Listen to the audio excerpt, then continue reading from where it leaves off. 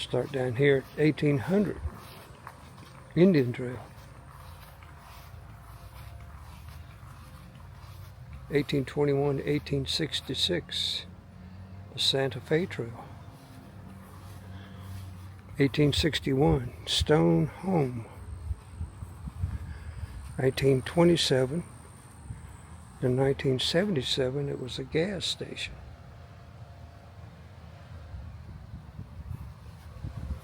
In 2010, it's a cafe and museum. And they are referring to this building right here, which I'm going in next.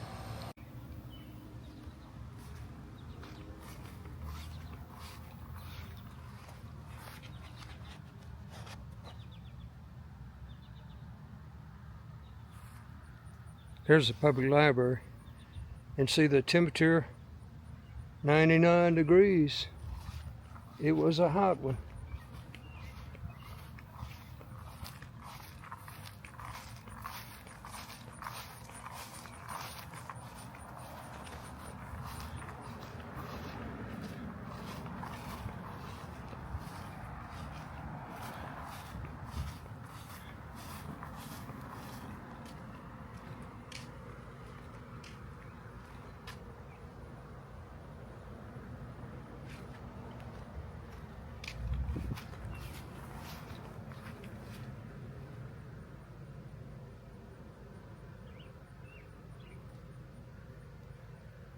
See what else we got here. Look at these old houses here. Maple Camp World War II cabin.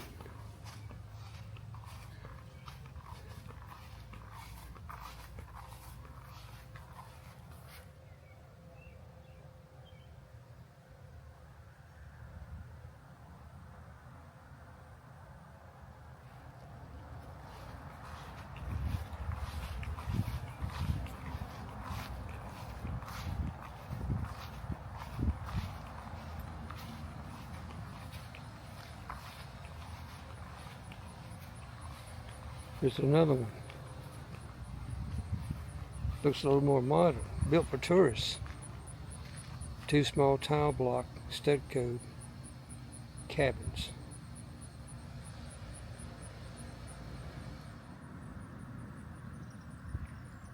This is also a museum. Let's go in and check it out.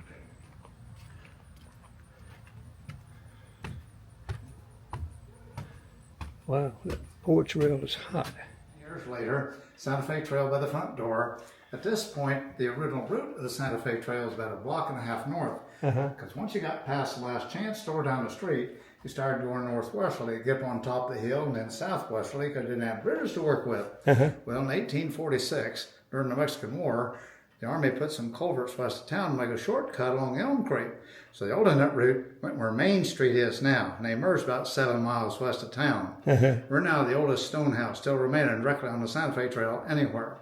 The oldest wood frame house is on the other side of town, the 300 block of East Main, built in 1860, known as the Bradford House.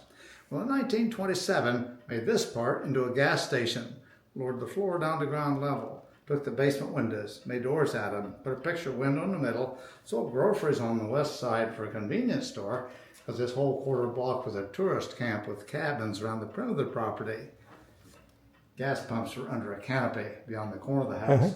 Grease pit on the east side to change oil and work on cars.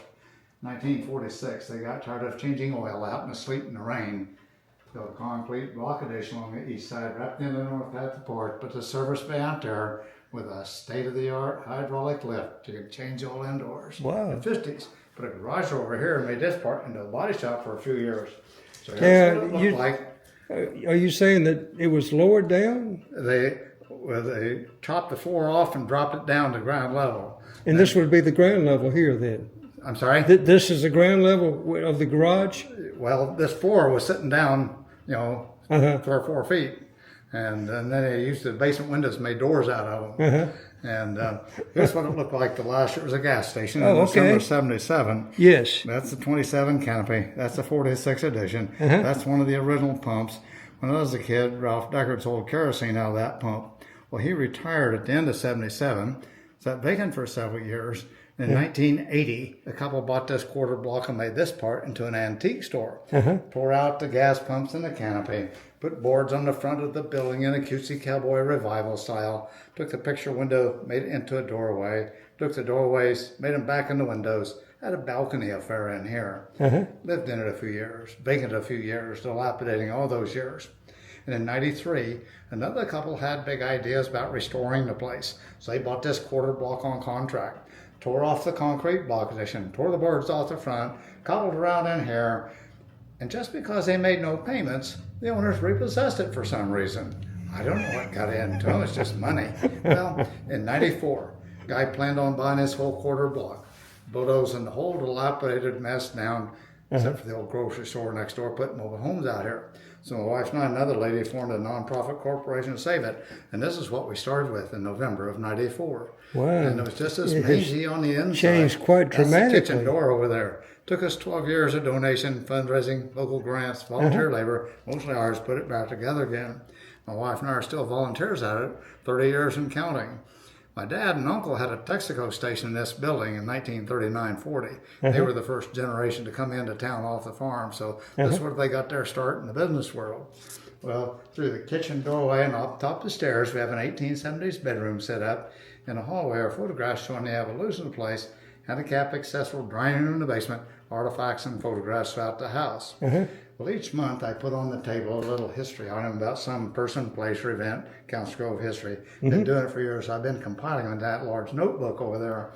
Another 15 or 20 years, I'll start closing in on all the history I have around here. It looks like it's pretty thick there. We've had a lot of publicity over the years. I've got a notebook down here with newspaper clippings and news, state and national magazine articles and television broadcasts and so forth.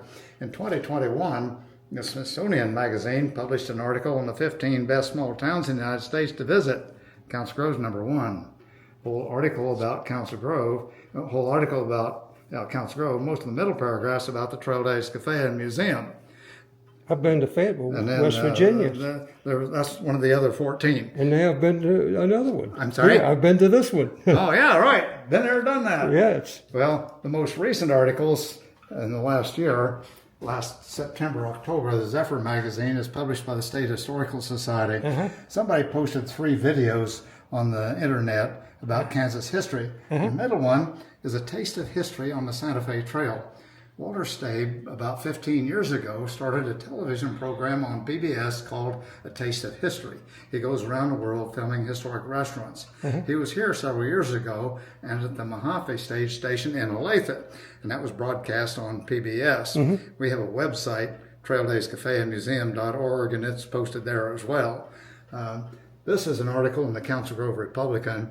Council Grove is still the smallest town in the United States, has a daily newspaper. And it's a print newspaper too. Really? Now, if you want to be high tech, you can subscribe to the email version, but you can get the paper point. It gets thrown on the porch every day.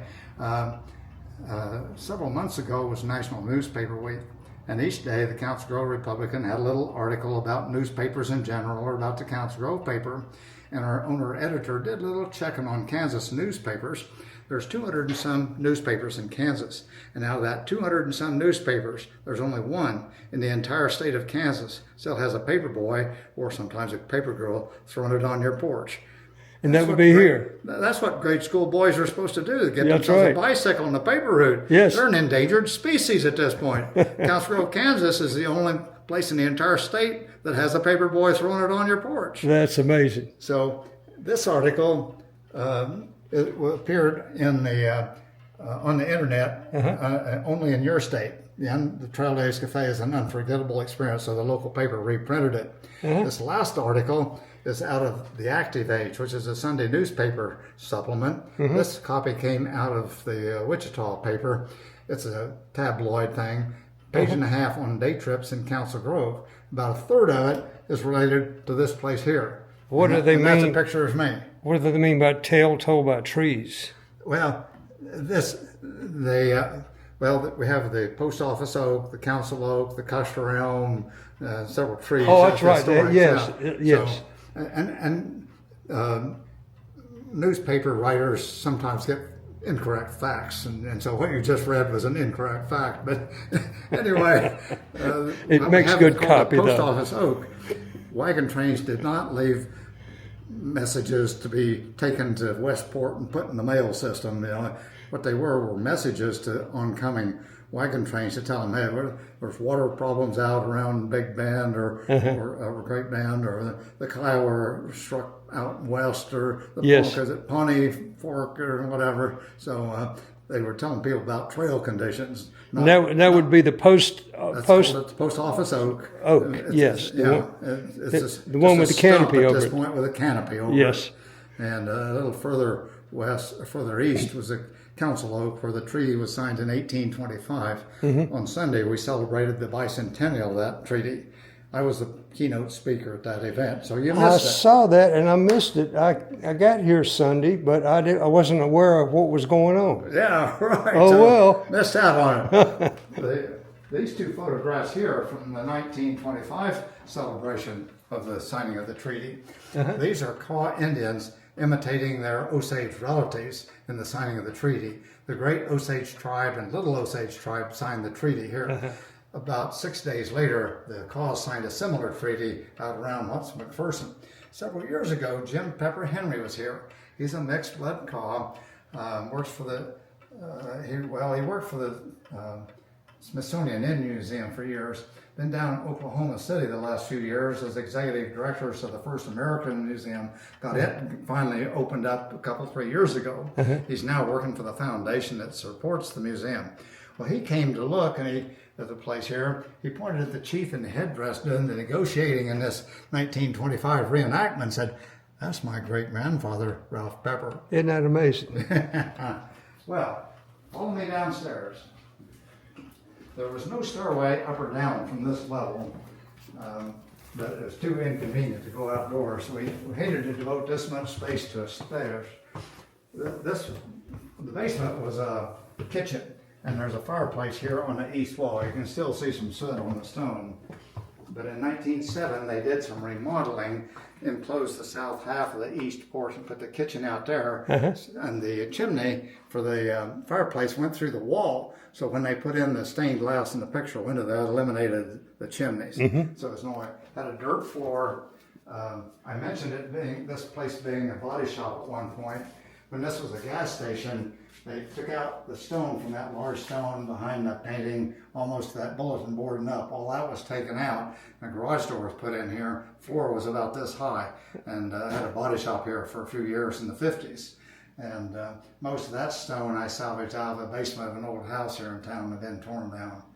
The bulletin board over there is about Malcolm Strum. He was one of our regular customers for years. He died 2 years ago at age 105. And in November of 1941, he was drafted into the Army with a reporting date of December 7, 1941, a date in infamy, not because he got drafted, but because Pearl Harbor got bombed. Yes. And he was on the bus going to Fort Leavenworth. When that for duty. occurred. Somebody Wow. got on the bus and says, "Hey, Pearl Harbor's been bombed." So he said, "I knew I was in it for a long time." Went all the way to Germany. He was a transportation officer for a field hospital. Went over Omaha Beach on July 15 of 44 and went all the way to Germany. Anyway, he died in 2023, 105 years old. When he was born, he had a great-grandmother by the name of Anna Strum, who died when he was 5 years old. She was born on July 4, 1827, 1 year to the day after John Adams and Thomas Jefferson died on the 50th anniversary of the Declaration of Independence. There was still one signer living when she was born, Charles Collins. He died when she was 5 years old. He was born in 1737. So between 1737 and 2023, one or two of those three people were alive continuously. Isn't that amazing? 286 years, 3 Wow. lifetimes. So anyway, we've got an accumulation of different pieces of history around here. Here's a print of George Thomas at Chickamauga. The Union got routed at Chickamauga, and the 8th Kansas Infantry, of which was a member, guy lived in this house, James Rawlinson. He was in that battle as well as in Missionary Ridge a few weeks later. And they just got routed. 8th Kansas Infantry lost 60% of its men, killed, missing, wounded in action. Wow. Anyway, George Thomas was out by himself. Everybody else had been driven into Chattanooga. And General Rosecrans sends out an officer to tell General Thomas, you just well come in. Everybody else is in town. It's a lost cause, so forth. Well, the officer went out there and found out that General Thomas's lines just kept flexing and flexing and flexing until they were almost U-shaped. But he never got outflanked, never got broken through. So he stayed out there till the end of the day and made an orderly retreat into Chattanooga. Well, the officer came back and told General Rosecrans, well, Thomas is out there standing like a rock. So that's how he became the Rock of Chickamauga. The Rock of And a few Chickamauga. years ago, I had a fellow from Emporia here eating, gave me his credit card. His last name was Thomas. I said, well, what's your relationship to George Henry Thomas? Turns out he was a descendant of a brother of William George Henry Thomas. So, The connections and coincidences are amazing, aren't they? when this is a tourist camp, there are no showers or toilets in the individual cabins. So there's a partition wall down through this addition. Women on one side, men on the other, toilets and showers. And so we closed the women's entrance, put in the handicap accessible bathroom, reopened the men's entrance, put a ramp out the back to make it handicap accessible. So Now, these little cabins out back, were those the tourist cabins? yeah, the first two were built immediately behind the house in 1929. They were torn down in the 80s. They're getting dilapidated. There was two more that are out there now, built in 1930. In 1945, they were joined together to make an apartment out of them. The person that bought the place in 1945 did not want to continue operating a tourist camp, and so he made these tourist cabins into apartments for newlyweds and stuff like that. There's one 1943 cabin left. There were 4 duplex cabins built. There are 3 along the west side of the property, and one by one they've gotten dilapidated and torn down or burned, and so there's just the one left. We fixed the foundation and the roof. We're now working on a grant application to get it finished on the inside and outside, and also restore the the 2-story log house inside the barn out there. I Built peeped in the window, I 1858. saw the... Oldest wooden structure still remaining in the county. Wow. And we're going to leave the door. It's missing its doors and windows and roof. We're not going to try to put the roof on it, but we've gotten estimates of what it's going to take to do some of the repair work on it and put in doors and windows and chink it. And then we want to have a paved handicap parking place out here and a sidewalk all around, and some other work needs to be done. It's almost a $200,000 project, so the next time you run into Elon Musk, you might put in a good word for us. shall. Appreciate that. So anyway, that's kind of the run through here. I'll take you over next door. Alter the historic front, and so we built a lobby on the west side. If you get 100 people in there and somebody yells fire, they can't all get out the front door. It's a rather unpretentious building on the outside, but very pretentious once you get on the inside.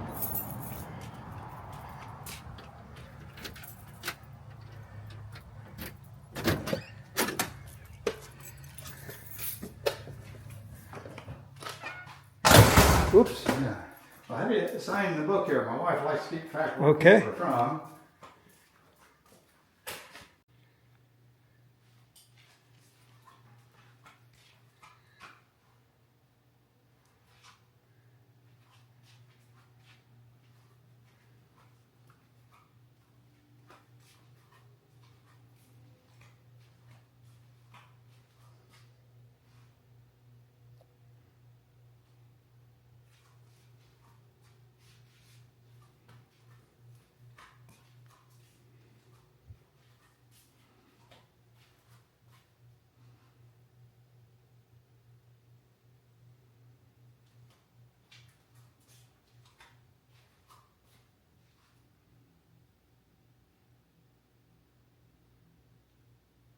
It's quite a collection of lanterns. Kerosene lanterns.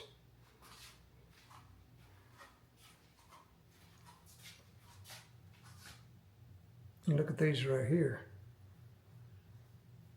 Never seen one like that. that a lantern or a I heater? got the thing to run it in here. I had you with the little movie is kind of the highlight introductory thing.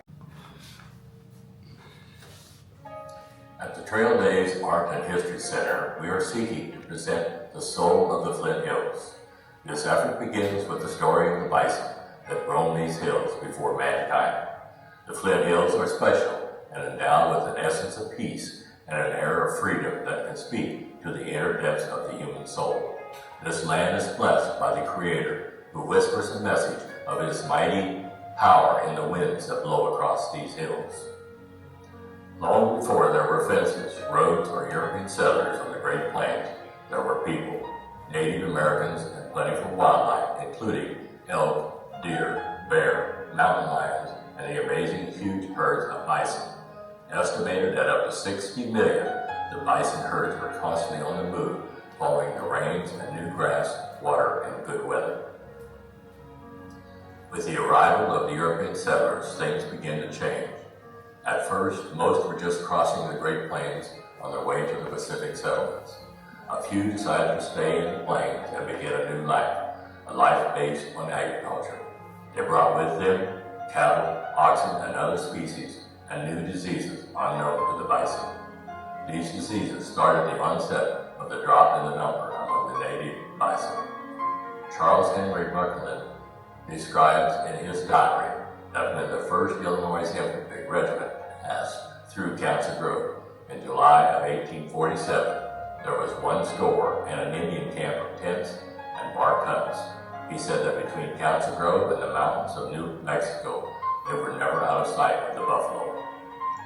Later, with the extension of the rail lines, professional hunters came in to kill bison for the food needs on the East Coast and sell the hides. Recognizing the elimination of the bison to make way for larger herds of cattle, more hunters were brought in to remove the nuisance bison that could not be domesticated for profit. As a side benefit, the elimination of bison would also force the Native Americans onto reservations and out of the mainstream of the European immigrants.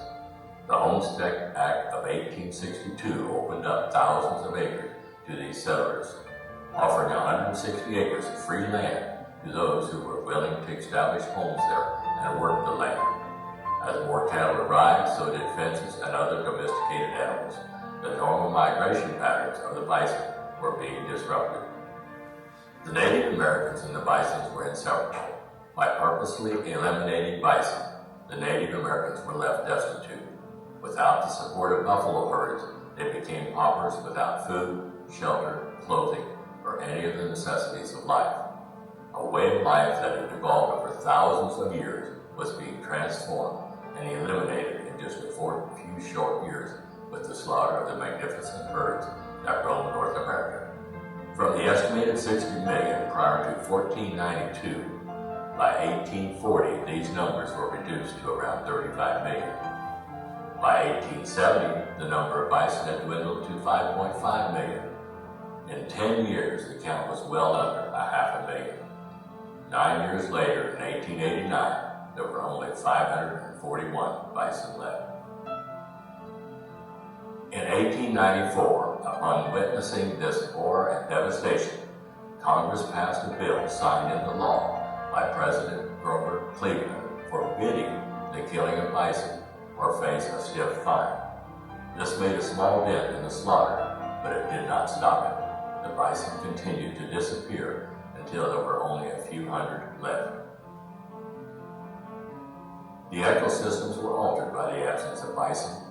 Bison hooves had helped cultivate the prairie, and their dung fertilized the soil. Their elimination led to the loss of the native grasses and a diverse range of species, which in turn led to erosion of nearly 1/3 of the topsoil. William T. Hornaday, a taxidermist employed by the Smithsonian Museum in Washington, was sent to collect a specimen to be put on display in a diorama at the museum. It took 2 trips to find a suitable specimen, and he remarked that the prairie was littered with skeletons at the time that only a handful of bison were found. He and Teddy Roosevelt, in an effort to save the bison, convinced the Bronx Zoo to collect and keep a small herd in an attempt to fight total extinction. The bison at the Bronx Zoo, combined with several other concerned private collections, became the feedstock of many of the refuge animals in existence. By 2016, the American bison have rebounded to 500,000 and was declared the national mammal of the U.S. The scientist name bison is used interchangeably with buffalo. These are the largest mammals in North America. The males, referred to as bulls, weigh up to 2,000 or more pounds and reach a height of 6 feet. The females usually weigh in at around 1,000 pounds at a height of 4 to 5 feet. The calves are called red dogs. For their size, these animals are quite agile and capable of jumping fences. They are also excellent swimmers. Try to outrun one, they can reach speeds of 35 miles per hour and sustain that speed for 10 or more miles. Life expectancy is 15 to 20 years. Thus, the saga of the bison continues. Here in Council Grove, we are surrounded by bison reserves or ranches. East, north, west, and south directions can lead you to the bison that are once again roaming and feeding in the Flint Hills. The bison are a part of who we are today and an important part of our past. This gift from our Creator, once endangered and on the brink of extinction, has come back to bless us again with its presence.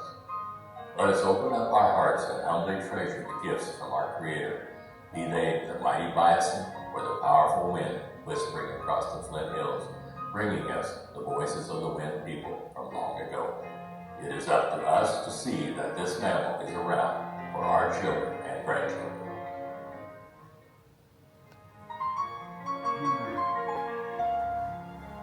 My wife asked her if she could make a buffalo quilt, so this is her buffalo quilt. Buffalo quilts. And And it's got the sunflowers in the background I there. have cans of sunflowers.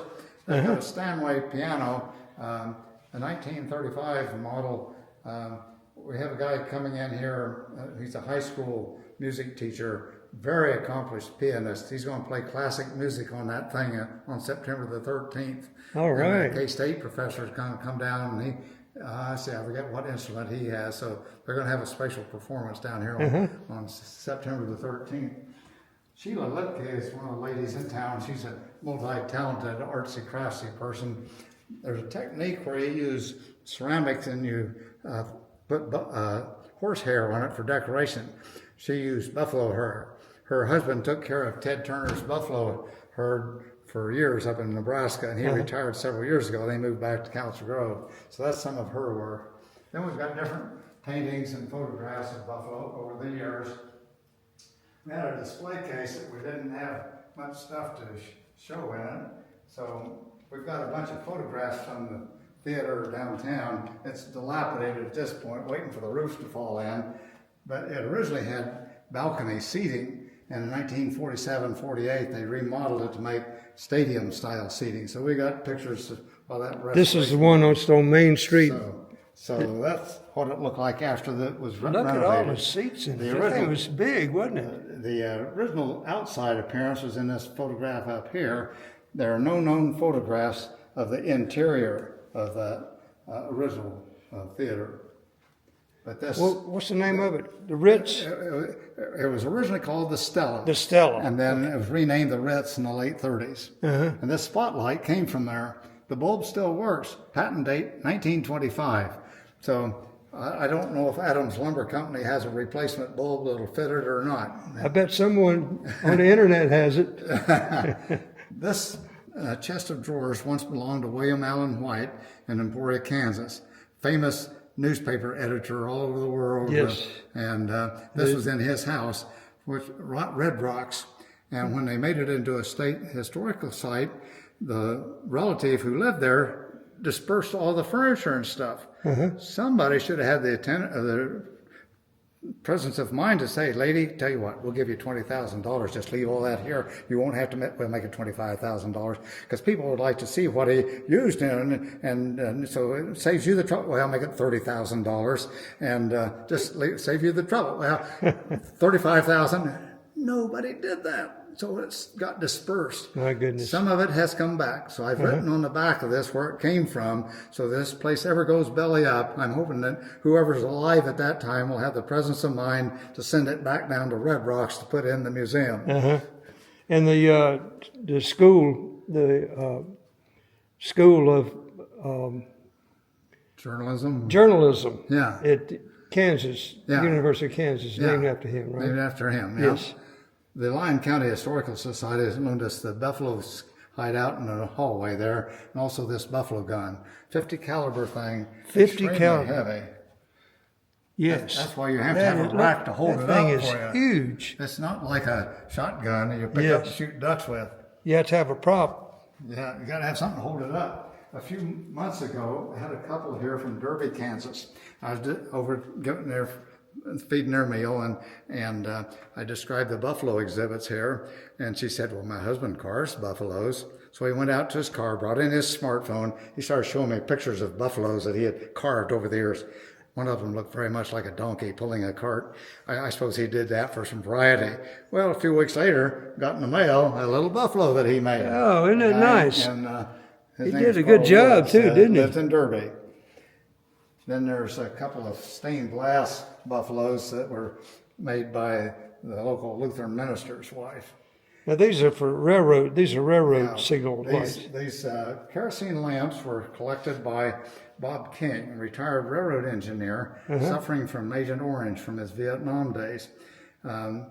It's really catching up with him. Over the last few years, he's been cleaning them up and repairing them, bringing in 2 or 3 at a time. We've got about 125 or 50 of them at this point. Good gracious. I got 15 of them on display in the dining room over in the Trail Days Cafe. We've got about 80 of them here in the Arts and History Center. He must have been Some of collecting. them are not kerosene. These 3 here are called Betty lamps. They used oil, whale oil or whatever. Yes. And originally they just hadn't opened, and they did a lot of smoking. So they developed a deal where you have a lid on it to keep it from smoking so much. Now this one is a more recent version, and I've yet to figure out what that little dome-looking thing is on the top. It's too high to be a reflector. It reflects the wrong directions.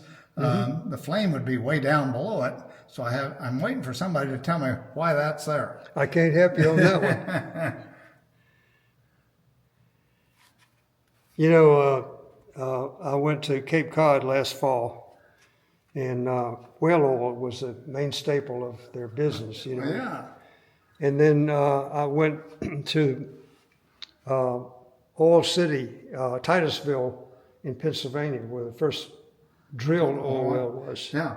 The oldest continuously operating, well, not very continuously, but periodically at this point, is a McClintock oil well in Pennsylvania.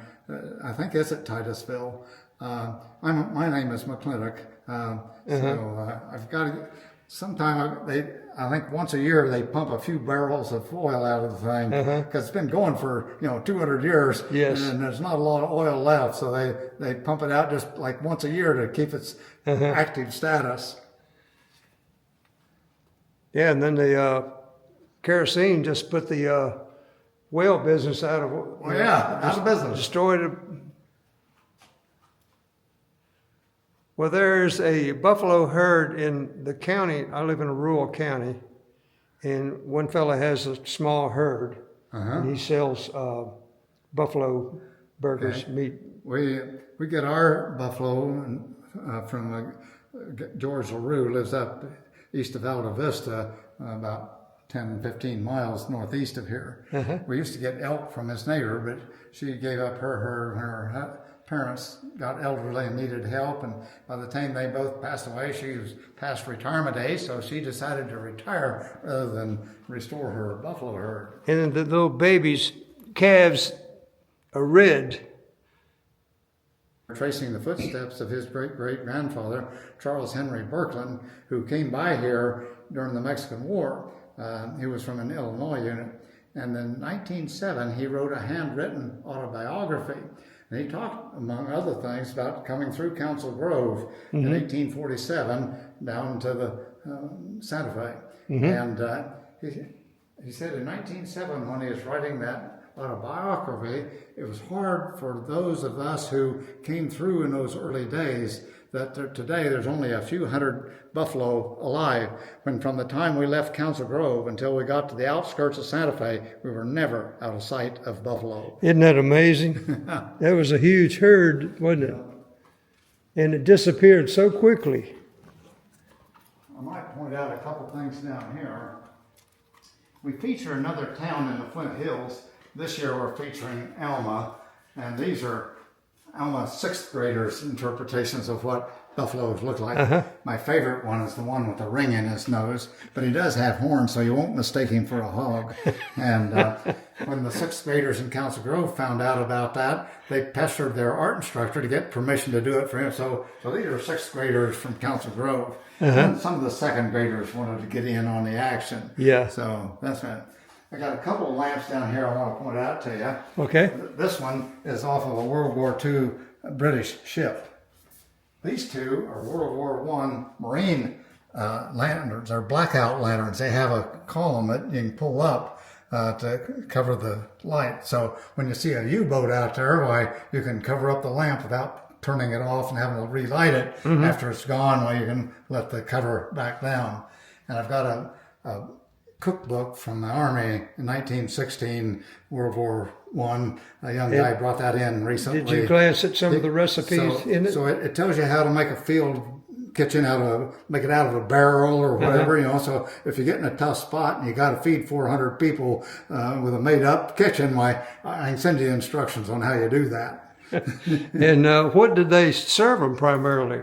I'm sorry? What kind of food did they serve? Oh, they served all kinds of stuff, you know, different breads and meats and all kinds of stuff. Now, is this These up here are just heaters. Yeah, I thought maybe that was a heater. Yeah. Now, is this from the gentleman's collection that the man you were telling me about has all those lanterns? Yeah, That's yeah. what his, He's collected all these. good gracious. This originally was designed as a street light. Then they put a reflector on it, and it was used in large buildings like a railroad depot. So then they put that on. This would be for the kerosene and This is right here. That's a tank. so you have That's storage. Yeah. This one here is a miner's lamp. It uses carbide, not yes. not. I was in West Virginia last fall Yeah. and toured a coal mine. Yeah. The first railroad in Council Grove was the Missouri, Kansas, and Texas Railway. So this is a lantern that was made specially for the Missouri, Kansas, and Texas Railway. They call that the Katy. Yeah, the Katy. And this is a unique inspector's lantern. It's got a cylinder in there that rotates. It's got a red lens and a green lens and clear. So I suppose you'd have the clear light, you know, walking down the track, inspecting. If you find a problem, Yes. you turn it to the red lamp, open it and run, trying to catch the locomotive before they get to that point. Or if it's all okay, you turn it to the green and wave the signal Yes. and everything's okay. Yeah, it's amazing. We've just accumulated all kinds of Lanterns. The whole project's been a miracle. Lanterns were being used up until about 100 years ago, right? I'm sorry? Lanterns, the usage of lanterns, Yeah. especially in rural areas, Yeah. was up until about 100 years ago. Well, even more recent. My wife grew up in southeast Iowa, and they did not have electricity until she was into grade school, and they used kerosene lamps. That's amazing. Have you time to look at the one-room school? Okay, yes, sir. Follow me. I'll come back, turn the lights off. I use metal chairs and put on programs and stuff over there. Over the years, we've accumulated from a bunch of different sources a lot of school materials.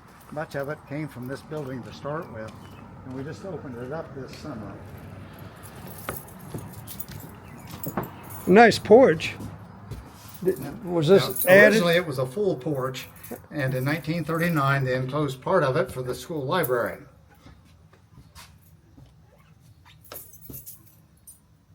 And how many grades would be in this school? I'm sorry? How many grades would be in it? Well, normally 8.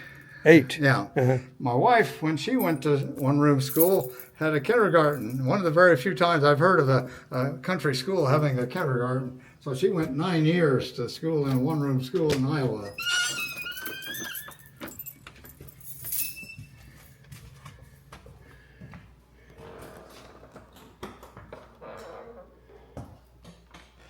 You know, Okay. when I was in school, Yeah. We've accumulated had these benches desks. from a number of different schools. Huh? we had these desks in when I was in grade school. Yeah, they were there the first few years I was in grade school, and then about the fourth grade, they went to these movable Yes, things. the same way. One particular desk of interest is this one here. Came from the Centerview School, north of town here, several miles, known as the Cracker Box because of its shape. My dad attended that school, and those are his initials, LM. Isn't that He something? told me that when he did that, carving it with his knife, it made it look fresh, and he's afraid the teacher would discover that. So I used his pencil and wet his pencil in, and he rubbed the darkness in there to make it look old, and so it wouldn't get caught for carving on the desk. So that's the one he went to school in. I guess you could probably get your hand spanked for carving on the Probably desk, so. right? And they had pianos in these schools. The woodwork had been painted white, many coats, and when we scraped it down, the original color was this dark red. This is a paint we used on our Victorian painted lady house. It was one of the several colors. And it almost exactly matched the paint underneath there. The walls also are about the same color that the original was. It was never did have any electricity or propane or things like that. There's a hook up here that a kerosene lamp chandelier stood, and there's one angled over that way. And so that's where we got these antique looking lamps. One of the ladies who was a school student here told us about the lanterns on the side walls. So we got those to resemble that. Over a period of years from different sources, we've accumulated this map case that came from this school to start with, got the world maps Yes. and stuff in it. We have all the library books in that bookcase. Oh, that's the bookcase amazing. is different, but those are the books from this school. The metal cups came from this school. The two benches down here came from this school. Behind you is a sandbox. It came from this school. Same color of paint as the benches. And What was the this sandbox? is what it looked like to start with before they enclosed the The room. sandbox was used just to play with. Just for the little kids to play with. We don't want to put sand in here because it'd get all over the floor Yes. and create problems. In 1943, pictures, there's some more over there, but this little gal here, she's now deceased, but she's the one that gave us those photographs. And when did this school close? They stopped having students in 1946 and started sending them to an adjacent school in the next county. After 5 years, they decided they were never going to have enough students again. So in 1951, they officially closed it, had an auction to disperse this stuff. And my dad, somewhere along the line, got a school clock he bought someplace. We've got a bunch of lunch boxes here. A person who could not afford a lunch box would use a syrup can or a lard can for their lunch. Now my wife put this out here as a school lunch box, not realizing that used to belong to my dad. He made that during World War II when he was working for an aircraft factory. It looks like aircraft wing. In early 40s in California, an aircraft factory. That's probably made out of aircraft aluminum. Now, it had a leather strap on there, but a few years ago, my grandkids broke the strap, so it got some electrical tape to fix it up. Now, I want to ask you about this B-29 picture here. Now, the reason this picture of the B-29 is there is because in the western part of this county was Harrington Army Airfield. 6 out of 10 B-29 bombers that flew in World War II went through that one airfield. They brought in the new planes from Wichita and Omaha, fixed what they didn't do right at the factory, trained the crews for a week, said, Japan's that way. They all flew in the Pacific Theater. Well, they had training flights from the Harrington Army Airfield. And every day at regular times throughout the war, B-29s flew over the top of this building 7 miles south of town. Said you could almost set your watch by the time. Every day they would come over The on training training missions. flights. Apparently this was right on the flight path of training of B-29 crews. And what's the name of that town? Delavan, Delavan. And it's west of here. West of here. Okay. And, I'll stop there and It check still it out. exists. There's a very few buildings left from the World War II area. One of them was a big hangar that's used by the U.S. Stone Company. They get limestone and cut them into shapes and stuff.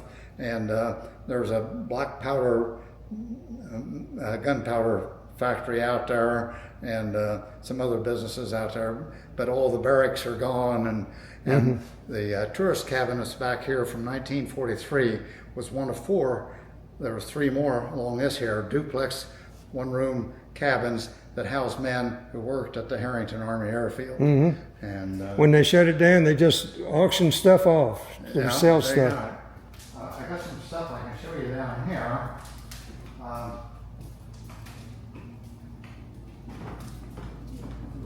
I've never yet talked to anyone who regretted their one-room school years. People think, well, you wouldn't learn near as much, but you have the kids at different grades. The normal seating would have been smaller desks up the front and bigger as you got towards the back, but we just got them lined up sidewise. Well, you have a recitation bench, so the teacher deals with different classes at different times on different subjects. So if you got a kid sitting here who's done with his math and his English and so forth, he listens in on what she's telling the seventh graders, so that by the time he becomes a seventh grader, he's already heard that 2 or 3 times. Plus, you have the older students, when they got their work done, they would be mentors for the younger students. That reinforces their learning. Yes. And you have to do it kind of like homeschooling nowadays. You got to do a lot of stuff on your own. Teachers up here dealing with other kids. You're back there doing your geography stuff and your math stuff and so forth. And my wife put a Bible here because at her one-room school, the teacher always read something from the Bible each day. She also would read something from a classic book, and one of them she remembered was Silas Marner, that she read. These books on the desk all came from this school to start with. That's amazing. And we've got some of the hand chalkboards. You didn't have tablets, paper tablets you had in front of them. And they got a lot of chalkboards too. They must the boards you got. The original blackboards, original chalkboards were just black paint on the wall. And somewhere along the line, they got some slate boards. There's one there, and there's one over there. They're the only 2 ones left. When we got the property, the others had been sold, and there was just black paint on them. And the moldings were missing. And when we were working on this thing, the high school was being remodeled in 1961 edition. It had chalkboards that were green chalkboards, but chalk is not favorable for computers, and so they replaced them with dry erase stuff, threw the old ones away. So I got the chalkboards, our carpenter cut them to size, painted them black, and milled the moldings. You can't tell which of these moldings were here to start with and which ones he made. They're just identical. The piano has a little side story itself. That one's, one of the others. This was donated to us by the Congregational Church a few years ago. Somebody gave them a newer spinet piano, and so they gave this one to us. And we had a lady that used to live in Council Grove. I think she was a nurse at the hospital. And years ago, she moved to the Chicago area. And she was back in Council Grove with her 2 teenage children, upper teenage children at that point, and she wanted to see the school. At that time, we did not have it set up like this. We still had metal folding chairs for programs and stuff. And as soon as she came through the door, she saw that piano, and she says, "Where did you get that piano?" We said, "Well, we got it given to us from the Congregational Church." She said, "Well, I gave it to the Congregational Church," and she was quite pleased that it was here in this school. And her teenage kids came up, sat on the piano bench, and started plunking on the piano that they had plunked on when they were kiddos. And one other artifact we got here, we've got a bunch of teaching materials from the Hazel Torgerson estate after she passed away. She and all of her brothers and sisters all taught in one-room schools at one time or another, and had this paddles in her stuff. So when I talk to kids about it, I tell them about getting a paddle. In handwriting it says, "From true love." So I tell them, if your teacher really loves you, she won't let you get by with hitting the other kids or taking their things. What does that say? From true love. Oh, from true love. Yeah. And lessons taught by that stick were remembered for the rest of their lives, weren't Oh, they? yes. Now, I did have one guy tell me that the teacher that owned that did use it on he and his brother a little too much at one point. But in all the years that I've talked to people who went to one-room schools, I have yet to hear anybody regret having gone to a one-room school. They all speak very favorably about it. People downplay the idea they can't get possibly as good as education as they do in our city schools with all kinds. I remember talking with a guy who's about my age, went to a one-room school, and he was worried when he went to high school that he'd be behind all of his classmates. He said, I was ahead of all of them. My goodness.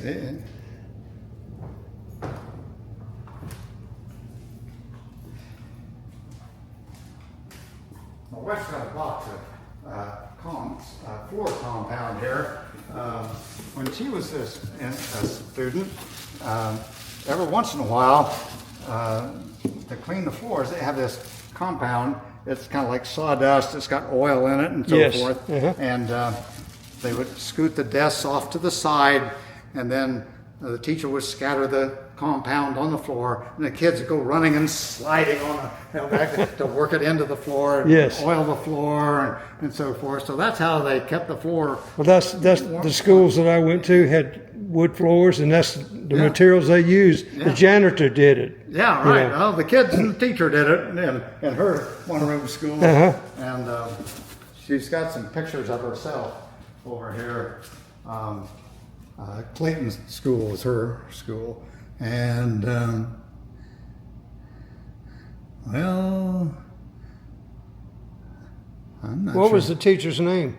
Her teacher most of the time was Mrs. Book. I can't pick her out. I might have to have her pointed out to me. It may be her, but anyway, I got some materials from a lady. She brought into my law office a bunch of cardboard boxes. Her father had been president of the school board for many years, and she brought in this cardboard box which had all the school board minutes from 1879 to 1851, have all the teachers of the county school superintendent's annual reports in there, have the contract for the building of this school. That's quite an archive, other isn't it? stuff. And she also gave us, this is a photocopy of a photograph taken for the Christmas parade in Council Grove in 1926 or 27. You can't tell it, but the courthouse would be over in here. I recognize the house in the background. And all the kids are dressed up like Mickey Mouses. And there's Santa Claus coming out of the chimney of that house. They were called field mice because this was field school. And they were the field mice. This is water. Now, this is a lot of pattern. In Shirley's school, they had a bucket with a dipper. And a lot of schools had a ceramic pot or a bigger one for the water supply. You go out to the well, and kids had different jobs. The older boys would go out to the coal house and bring in the coal. And I've got a coal bucket here with coals because most kids have never seen a piece of coal. Really? And you don't realize that rocks burn. And so I remember when at the Methodist Church and the high school, piles of coal cinders out there. And we had a cinder track at the high school football field, a cinder track around the football field. And they finally got away from covering it with cinders, and it's now a high-tech artificial turf type thing. I remember the school, elementary school I went to. We had a courtyard in the back, and it had those coal cinders on the ground instead of gravel. Yeah. Remember that? Yeah. Not too fun to land on, but no, that's right. So anyway, well, this is amazing here. You've done a really nice job of replicating this. Really. So, I'm sorry, what was your name again? I'm Ken McClintock. Ken McClintock. There was a movie about 50, 60 years ago starring John Wayne. McClintock, I remember that movie. Yeah, just don't confuse me with John. I'll try not to. Shoot. We got some saws that we're going to put with the log house when we get it done. Yeah. But we didn't have any place to put, so we just hung them up there so people see what a saw looks like. Well, thank you for the tour. You're welcome. I'll turn the lights off there.